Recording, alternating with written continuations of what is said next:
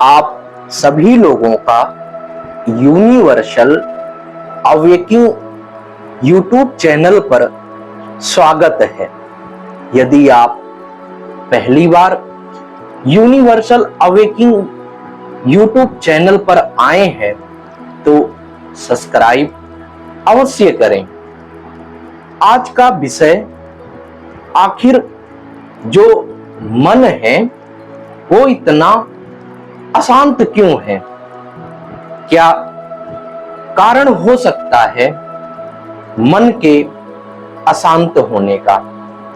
हम इस बात को आध्यात्मिक और दार्शनिक और वैज्ञानिक तीनों रूपों में जानेंगे। आध्यात्मिक कारण क्या हो सकता है, दार्शनिक कारण क्या हो सकता है और वैज्ञानिक कारण क्या हो सकता है।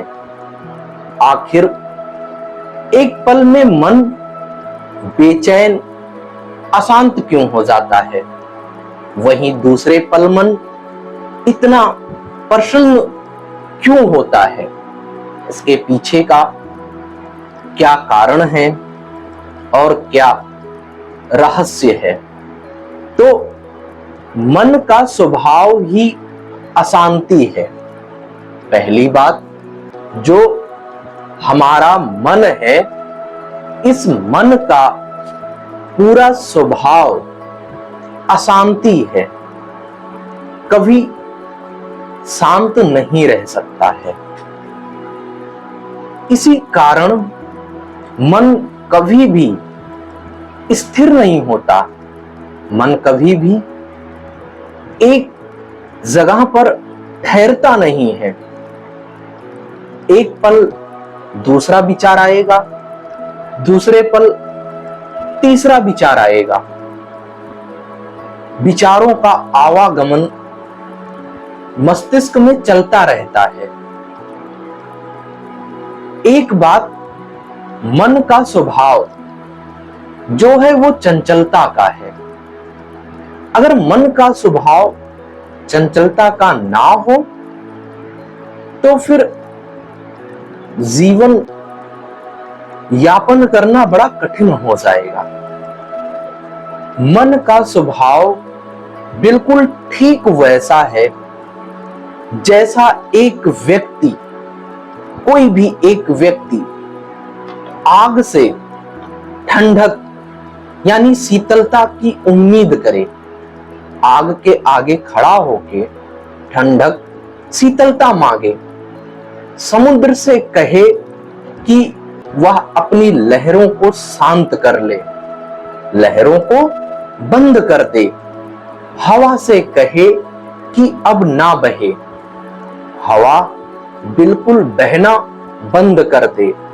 और जब हवा बहती है तो व्यक्ति परेशान हो जाता है, क्योंकि वह व्यक्ति सृष्टि के विरुद्ध जाता है। और जो भी सृष्टि के विरुद्ध जाएगा वो सदैव परेशान होगा। मन शत्रु नहीं है। अगर लगता है मन शत्रु है तो यह सबसे बड़ा इल्यूजन है मनुष्य का। मन एक सुंदर, अति सुंदर और अति उपयोगी यंत्र है। जो मन है, इससे सुंदर और इससे उपयोगी यंत्र ब्रह्मांड में नहीं है। लेकिन मनुष्य ने मन को मालिक बना दिया है, मनुष्य ने मन को स्वामी बना दिया है, मालिक बना दिया है। अब जब स्वयं गुलाम हो जाएगा मालिक का तो परेशानी आना स्वाभाविक है, परेशानी आएगी। मन का कार्य है सोचना, ये मन का कार्य है। लेकिन व्यक्ति चाहता है कि मन कुछ भी ना सोचे, जबकि मन का कार्य है कल्पना करना, और व्यक्ति चाहता है मन कल्पना ना करे। मन का कार्य है स्मृति लाना, याददाश्त लेकर आना, और व्यक्ति चाहता है स्मृति ही ना आए।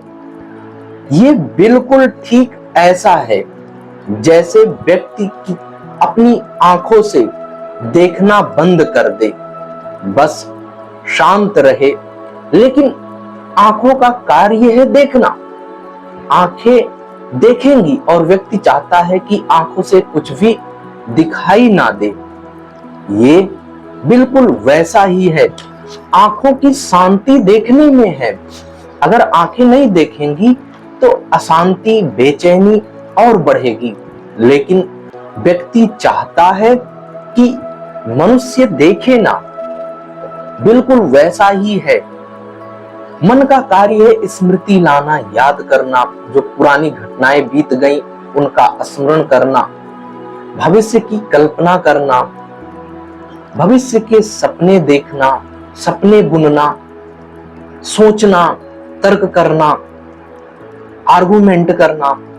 लेकिन मनुष्य चाहता है कि मन तर्क ना करे, अतीत के बारे में ना सोचे, भविष्य की कल्पना ना करे। ये तो बिल्कुल वैसा हुआ जैसे मनुष्य आंखों से कह दे देखो ना, कान से कहे सुनो ना, मुख से बोले बोलो ना। तो कान का कार्य है सुनना, कान की शांति सुनने में है, आंख की शांति देखने में है, मुख की शांति बोलने में है। और जब इन्हीं पे अंकुश लग जाएगा तो अशांति स्वाभाविक सी बात है, अपने आप आएगी। मन की शांति सोचने में है, ना कि देखने में। आंखों की शांति देखने में है, ना कि सुनने में। कानों की शांति सुनने में है, ना कि बोलने में। मुख की शांति बोलने में है, ना कि सोचने में। तो जिसकी शांति जहां है, अगर वो उपलब्ध हो जाए तो बेचैनी होगी ही नहीं। और जब बेचैनी नहीं होगी तो अशांति कभी आएगी नहीं। लेकिन व्यक्ति द्वारा मन को शांत करने की कोशिश में ही मन अशांति उत्पन्न करता है। मनुष्य जितना चाहता है कि शांति हो, उतना ही अशांति वह स्वयं के लिए उत्पन्न करता है।